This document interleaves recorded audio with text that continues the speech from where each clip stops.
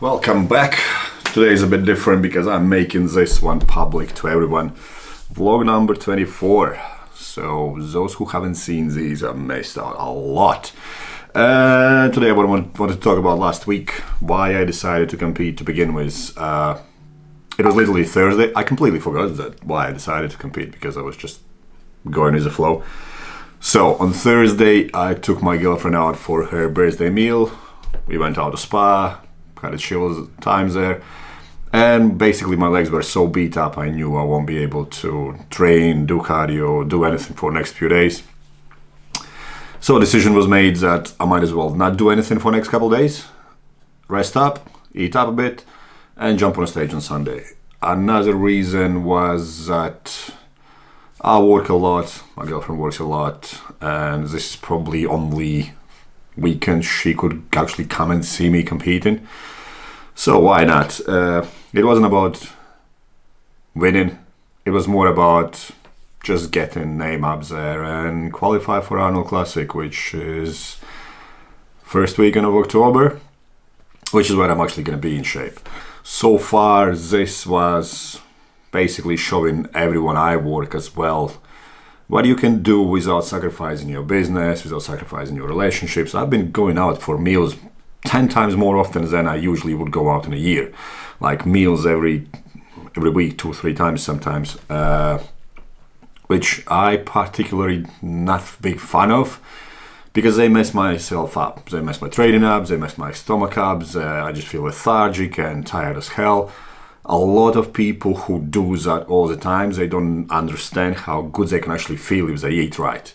What I mean by eat right is just highly nutritious foods instead of just like fat-loaded meals that just give you no benefit whatsoever. Tastes nice to an extent until you realize that tasting nice is not as important as feeling good 24/7, which I cannot afford not feeling good.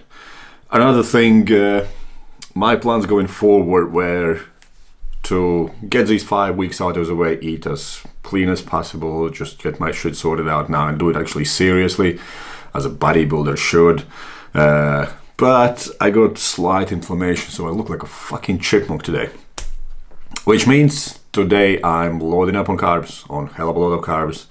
But the difference is from every previous week, I will be doing it bodybuilding way, home cooked stuff, literally no fat added at all. Like everything will be boiled, everything will be with protein and carb sources that have little to no fat added to it. I will still have a high protein amount to control my appetite, but I will have shitloads of carbs with every single meal, around 150 to 200 grams of carbs per meal. I don't eat a lot of meals, 4 or 5 a day, so that's going to come close to 1,000 grams of carbs. Every single meal will have some fructose source as well to it, just to fire up my liver. And I will not do any cardio today. I do a lot of walking, a lot of steps and HIIT and whatever else. Because of the inflammation, I just want to make sure that I take extra time off from beating myself up to let myself recover so it doesn't go any further, because I've never used antibiotics and I'm not fucking going to do it now. So I'll just see if it settles down or whatnot. With food, everything is staying exactly the same. My favorite, soy and bread, agrees with me a hell of a lot. Like I explained in the previous video, everyone is gassing soy because it's bad estrogen and God knows what else, when in reality it's a very good protein source. Usually soy milk is fortified with nutrients that are essential for strength and recovery, as well as the estrogen in soy is much weaker than estrogen that your body can produce. So like some guys take shitloads of anti-estrogens, where I could just take natural low impact estrogen from food and pretty much get the same results at the moment. And talk to Broderick as well. So I've done everything so far on my own, just following his guidelines from previous years and all those kind of things. But we decided that probably 2-3 weeks leading into Arnold's, we might consider some estrogen control. So it might be that same tamoxifen or whatever.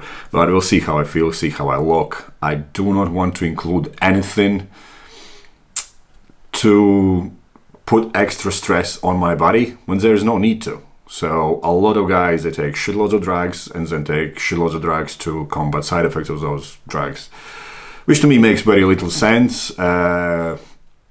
We all have done stupid things in past, and it does work. Obviously, people look phenomenal and whatnot, but at the same time, they don't talk about how mentally fucked up they are. So taking shitloads of Tren, like, why do you need that? Like, essentially, if you understand nutrition and understand that your body can only take as much as it can take, why don't you find that sweet spot instead of just ramming yourself full with drugs and ramming yourself full of these other drugs that's called with side effects, and starve yourself and end up looking great, but after the show you are dealing with so many health issues. It's scary. And to me, I'm at a point where it just does not justify going to those extremes when I know exactly well that I can do far less damage and still look amazing, still enjoy myself, still feel like I've clear in my head. And that's most important for myself because I have ton of work to do. Like, I cannot afford not doing what I do outside of the bodybuilding. Bodybuilding is just, for me, it's just a fun game. It's like people keep saying, oh, I can't believe you could just jump in a show and do this and do that. I'm like, yeah, but I look fairly similar all year round. I never really get fat. My standards for how I should look, feel, and perform are completely different to average person. And reason for it is because I do not complicate everything. So I will sometimes stick to train. Like, let's take, for example, my chest training sessions. They are exactly the same they were 15 years ago. When I just started, literally, I haven't changed much, maybe one exercise or so, one exercise less than I used to do. Everything else obviously needs a bit more specific, meticulous approach, like legs,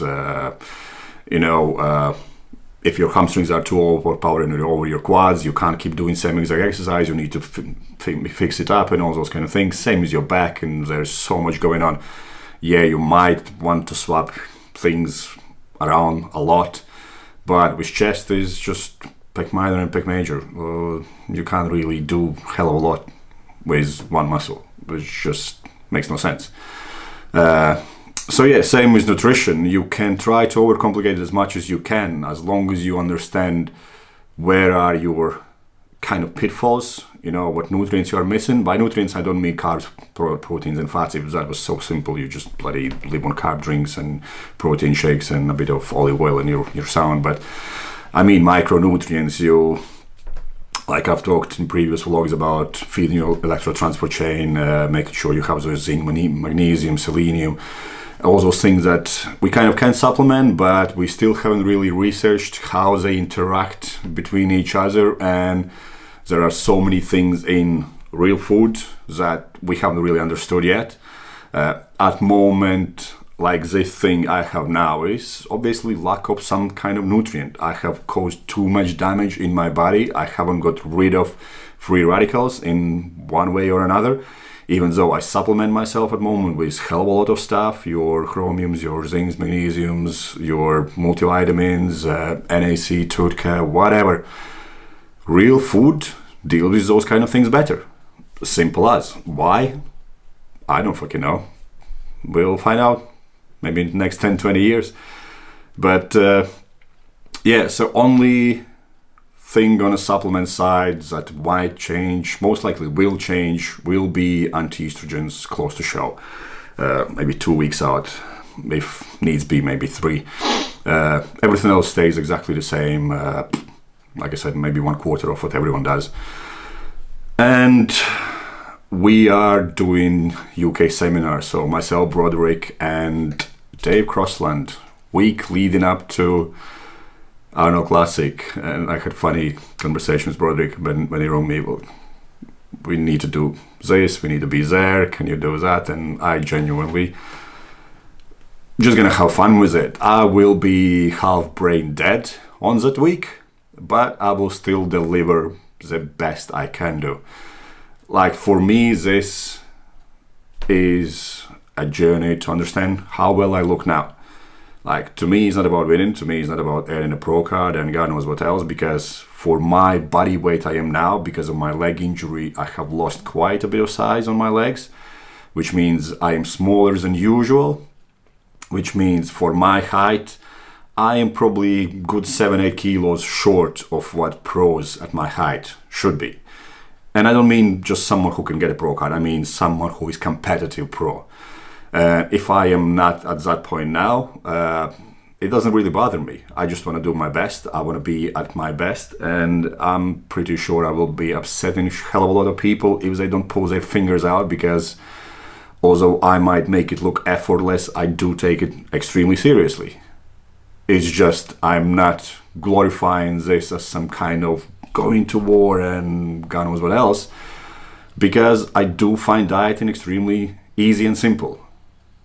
Because I have done it for so many years, so many times. It's like somebody who owns a car.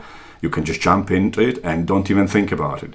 When I look at food, I don't think about, oh, will this make me fat? I know exactly how many protein, how many carbs, how many fats is in there, what kind of micronutrients is in the broccoli, is in your spinach, all those kind of things. This is why it's effortless for myself. So, and I have dieted for so many times and failed so many times that I do not have that delusion where I look at myself in the mirror and think, oh, fucking hell, I look amazing. I know I'm nowhere near looking the way I want to look like. And I'm pacing myself to be at my best in Arnold's. I also pace myself to be best representative of my business, because I work with people who are businessmen, businesswomen, who have families, and they are extremely busy, just to show them, look, if you can really dedicate your time 4 or 5 days a week, be disciplined, be strict with yourself, the same way how you approach everything else, you will have amazing body and you will not suffer from it. But next 5 weeks, I am willing to suffer. So it will be fun. I'm definitely gonna make most out of it. I'm still not sure if I'm gonna do any other shows apart from Arnold Classics, because every show that is coming up is either very far travel for myself, and like last week when I competed, I traveled 3 hours to competed early in the morning. By the time I competed, I didn't have enough food on me, so I looked just watery and flattish, whereas when I woke up, I looked the best. So that was learning curve as well. Then I had to do my leg session straight after my comp. That was another 3-hour drive.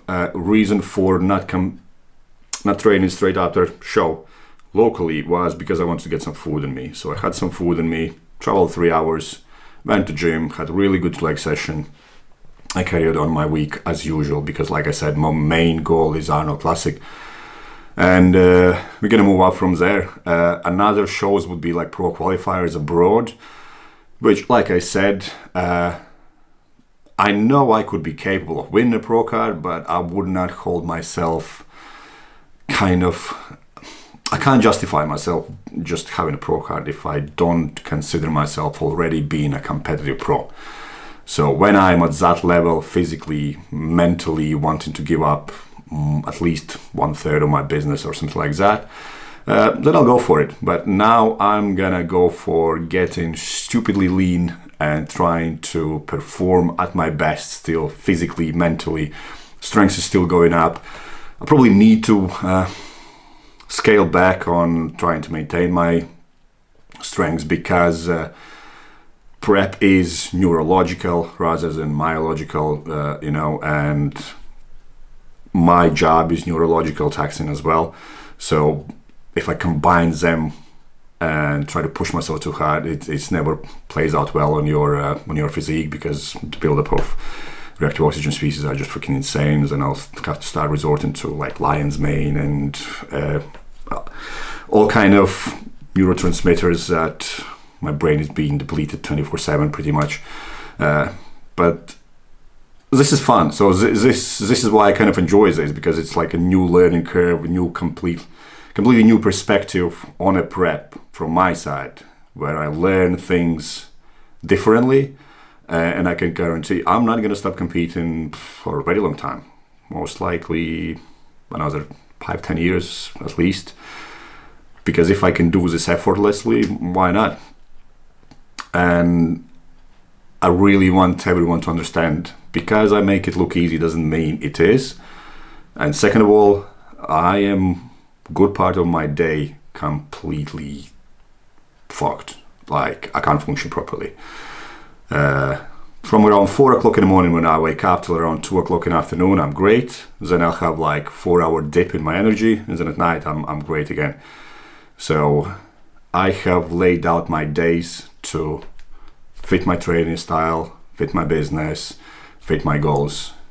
Anyone can do that if you actually sit down, get a diary out, and write down where you want to go, write down what you're actually willing to kind of do for it, and just go from there. So if you got any questions, because this is public, I'm gonna leave it on YouTube. Leave me some questions, send me some messages. I'm gonna cover it next time around.